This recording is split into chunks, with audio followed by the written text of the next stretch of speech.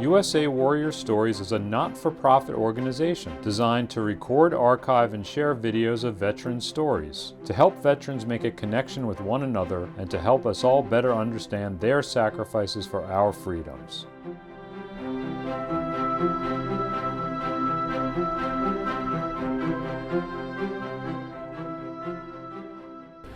Name's Tom Brooks. Grew up between Eastern Shore of Maryland, a little town called Pocomoke City. When I was about 15, moved to Dover, Delaware, and 5 and 6 I was in college. Early 67, I told my buddy, I said, I think I'd rather be in Vietnam than sitting here in this class. I guess I wasn't like a lot of people. I went to join. They said there were 3 things open: infantry, artillery, and armor. I said, well, I'll get one of them if I get drafted. They said, yeah, but you can pick which one. I said, I don't think I care. I was happy to get out of college. I didn't enjoy being there. And I told him I thought Vietnam would be better.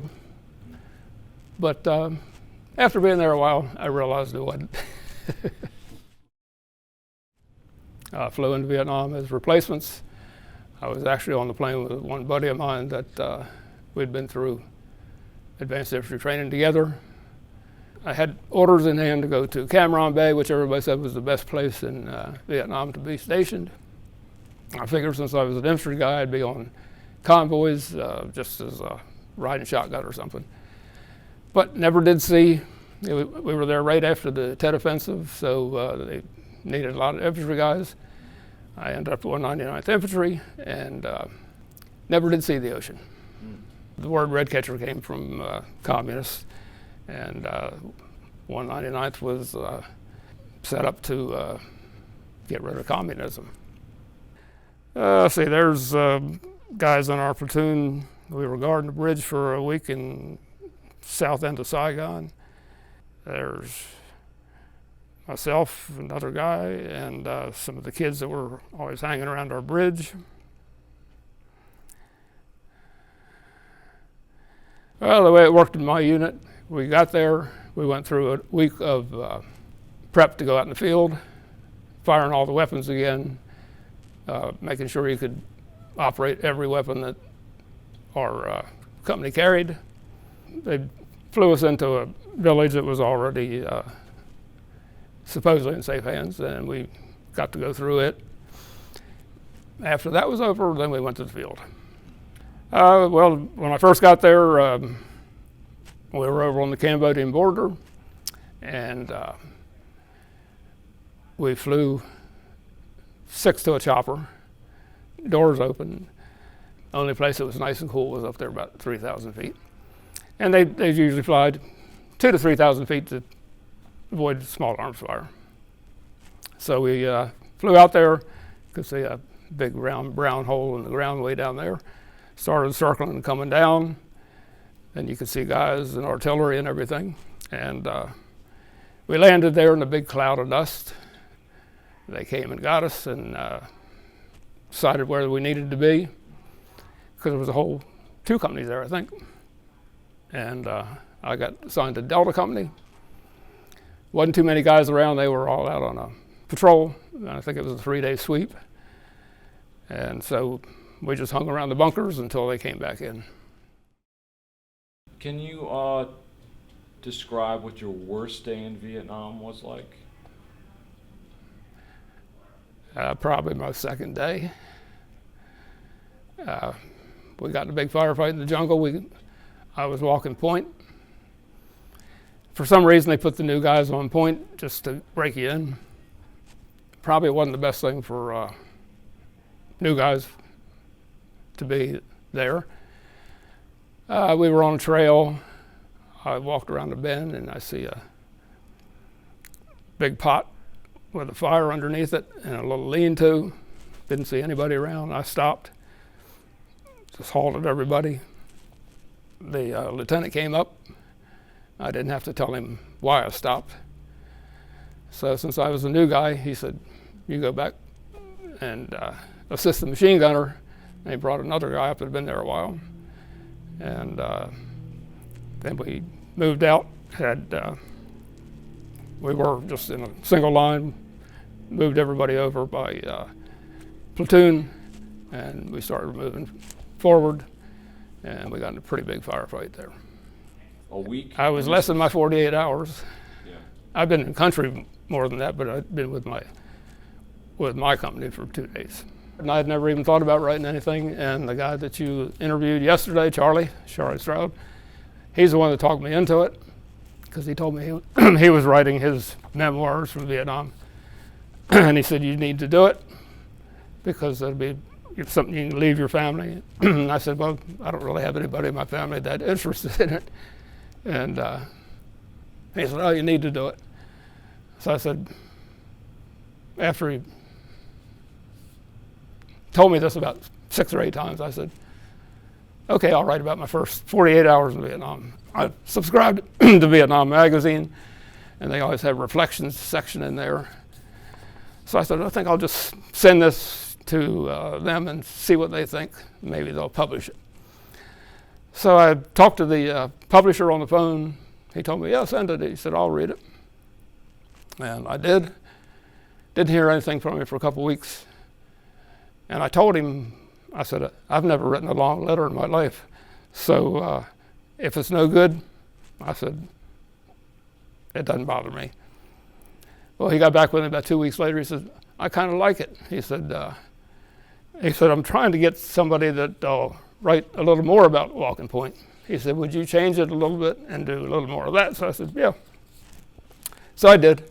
Sent it back to him. And he said, we'll have to edit it a little bit.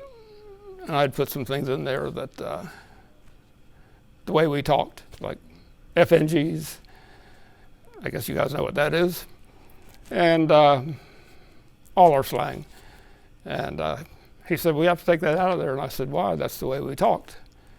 He said, yeah, but most of the people reading it won't understand it. I said, put what it says next to it, FNG, fucking new guy. He said, well, we can't do that in this magazine. So I went along with that. And they actually, instead of putting it in Reflections, they made it a cover story. So I got $500 for that. Like I said, I was a new guy, so I didn't know too many people yet. I did know this guy, because he was in my squad, and these other 2 guys, the 4 of us were all in the same squad. This one was 2 days after that first big firefight we got in. This guy, a friend of mine, I just saw actually 2 weeks ago for the first time in years. He found me through this magazine article, because I have my email address at the end. That's me as a 185-pound new troop in Vietnam. There's me almost a year later at 135 pounds. First thing I saw was moving forward. There was guys ahead of me. One guy had his leg blown off, and he had a tourniquet around it. Was holding the boot with the bottom of his leg in it, and he was yelling at us and said, I got the perfect wound, I'm getting out of here. He said, you guys will still be out here in this shit. He'd been shot up with morphine, so he was feeling it. And then we got up to the front, and there was an enemy soldier up in a tree firing at us. We were trying to figure out where it was coming from, and the machine gunner turned around and sprayed the trees, and he comes toppling down and hits the ground like 30 feet from me. That was actually the only enemy soldier I saw that day. The rest of them were all in bunkers, and I never did see them. But we lost 9 guys that day. This guy, Alan Fugit, he is the one I said just found me in recent weeks, and we got together. And when I first got up to the front, I thought it was a medic, because I didn't really know people too well yet. He was walking our squad leader out who had been shot in the arm, and I had put in this story that it was the medic, but it turns out he said, I was the one that walked that guy out. I just found this out 2 weeks ago. And this guy and I went in the same day together and left at the same time together. Clyde Wyatt from Minnesota. And I just saw him, the three of us got together 2 weeks ago. That's where it all happened, right over on the Cambodian border, which is a pretty nasty area back then. And we walked right into a probably regiment-sized NVA base camp. And they knew we were coming because they were ready. So like I said, we lost 9 guys that day. Had one guy that they assigned to me to kind of show me the ropes. And he was the one that ended up taking my place in walking point, and then he got shot that day. So, well, I was a guy always figuring out my chances of making it. We lost 9 guys that day. We had roughly 100. I figured, not a whole lot of chance of making through this. Worst thing for us was booby traps. We lost a lot of guys in booby traps. Main thing was grenades on a stick, but punji pits, artillery shells sometimes set to go off when somebody went by. That was the worst ones, but that was why you tried to keep distance between the guys. Whenever we were going to what we called the pineapples, which was an overgrown pineapple plantation, it was always booby trapped, and we always knew we were going to lose somebody while we were there, and we always did. Some of the other incidents were Second Tet. We were in a pretty big firefight there, lost some guys. Actually, I'd only been there about 2 weeks by then, and lost one of the guys that had first come in with me. And guy from Pennsylvania, he was killed that day.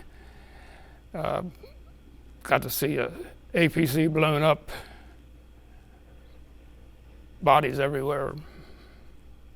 Nothing particularly fun to talk about. John Kirshner from Lancaster, PA, was the guy that got killed that day.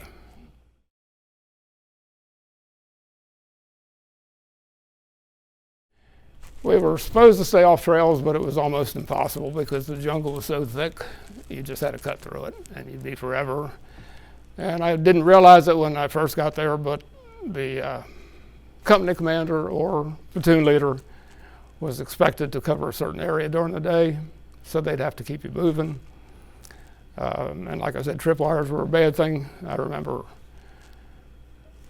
I was walking behind the point man one night, and we used to do night patrols, and all of a sudden he stopped. He said, "I think my foot's on a tripwire."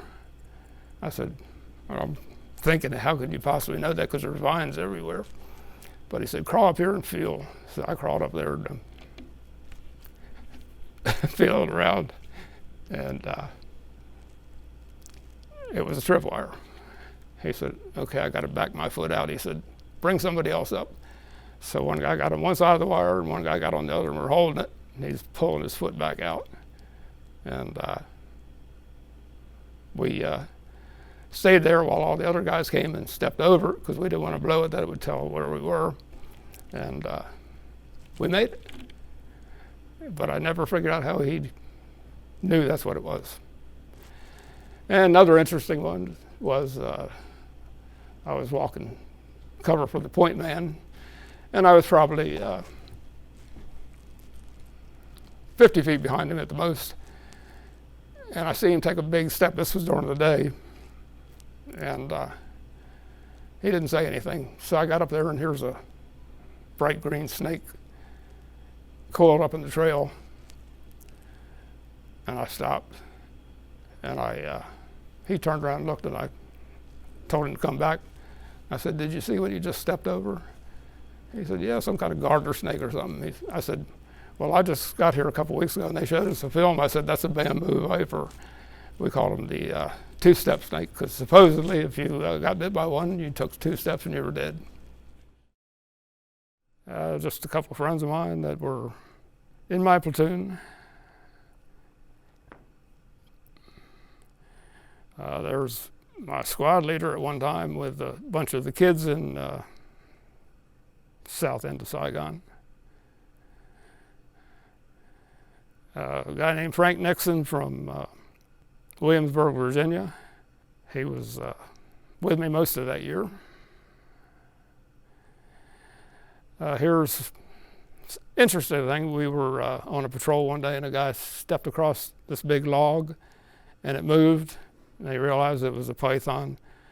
So he killed it and we brought it back, sent it in on a helicopter. It was 18 feet long and weighed something like 120 pounds, I think it was. We were in this bombed out village for a while. A friend of mine from Hawaii that I just visited a few weeks ago. This guy's Gary Gascon. Alan Fuge is his name. This guy's name is Mark Branson. He's from South Dakota. There's myself and Alan Fuge. There we are. We used to get 3-day stand downs every once in a while. We were back in the rear of the club. Guys used their old buildings, just backed right through it and parked the track inside so they'd be out of the rain. Here's another interesting one. This guy was our artillery FO, and he and two other guys that are in my platoon got a Bronze Star one day. We had a helicopter shot down and they tried to swim across the river to see if they could help them, but they were all dead. This guy's Ronnie Bales from Tennessee. This guy just died a few years ago. He was from Little Rock, Arkansas. His name was Proctor, James Proctor. And that guy was last name Dix, D-I-X. Was from Florida, but now I think he's living in Tennessee. A couple more friends of mine. This is one of, not too long before I came home, a guy named James Brown from Minnesota. And he just died 2 years ago. This guy's last name's Snow. I don't remember his first name. He was in a different platoon. He was in mortar platoon, I believe. This is one of my later days there. This was our platoon leader. He got his leg blown off that same day with a booby trap. And they are checking out the maps, getting ready to go out on patrol. That's the one you saw in the magazine of myself and Clyde Wyatt. Well, everybody probably tell you the same thing. The first 30 days you're kind of nervous as hell. The last 30 days you're just as bad because you're hoping you'll make it. And that's probably a little bit stressful because time's counting down and you think you might actually make it. And guys that are there with you, they kind of try to protect you a little bit, hoping you will make it, because it kind of gives them incentive. When I got out of Vietnam, I was finished. I had done my tour, and I had over a year in when I got there. So I came back and I was done, or at least I thought I was done. I came home, and the next year the National Guard contacted me and asked me if I'd gotten out of Vietnam as an E5 sergeant, and they asked me if I would take E6 and come in the National Guard. And I said no. I said I had a couple friends that were in there that didn't go to Vietnam. They were lieutenants. I said I wasn't going to salute them. So a few months later they called me and said, would you be interested in coming in if we gave you a direct commission? I said, I'll talk to you. And that's how I ended up doing another 20-some years in the National Guard. Yeah. We ended up with quite a few Vietnam vets. So we could talk among ourselves, because we didn't usually talk about Vietnam except other veterans. We have a reunion every year with the guys I was in Vietnam with, at least the ones we found. We've been doing this since 1983, I think. And we get together, used to be every 2 years, but now We're losing some, so we do it every year. You get to be pretty close with those guys. Actually, closer than family, really. I never remember being there and thinking this is a beautiful place. But I went back in 2019. I'd been gone I was on a cruise. We were only stopping in Vietnam for one day. We pulled into port over by Vung Tau. And then I realized it was a pretty beautiful place. But still, I walked off that ship and I got cold chills thinking about coming back. Well, when you go to Vietnam, you never know how you'll react, if you can actually take it. So I guess really the thing I'm proudest of is my combat infantry badge. It just says, I was there, I did it. I think we should bring back the draft, personally. I think everybody should serve. Well, people were much more patriotic, even though it doesn't sound like it in Vietnam days. Majority of us went, if we were called, and we expected to go. And I would do it all again.